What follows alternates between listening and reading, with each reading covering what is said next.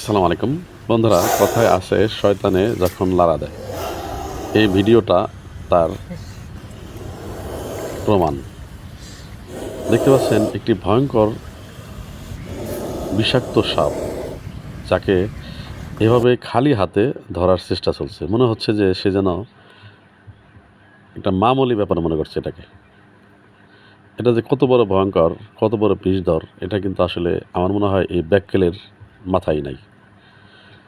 তো আসলে এভাবে এই মৃত্যুর সাথে বা সাক্ষাৎ জমের সাথে এভাবে খেলা করা কিন্তু মোটেও ঠিক হয়নি। আমার তো মনে হচ্ছে এই লোকটি আসলে পাগল অথবা মানসিক প্রতিবন্ধী। আপনাদের কী মনে হয়? কমেন্টসে জানাবেন। আসলে এভাবে রিস্ক নিয়ে এই সাপ ধরা আমি আমার এই লাইফে প্রথম দেখলাম, যে আসলে এভাবে তার মোটেও কিন্তু এই সাপ ধরাটা এভাবে ঠিক হয়নি। কারণ যে কোনো মুহূর্তে একটি সবলই কিন্তু তার জীবন শেষ হয়ে যেতে পারে।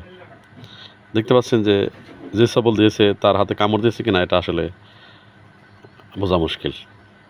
তো যা হোক, কেউ এভাবে রিস্ক নিতে যাবেন না, এটা জীবনের ক্ষতি হতে পারে। ধন্যবাদ বন্ধুরা ভিডিওটি দেখার জন্য।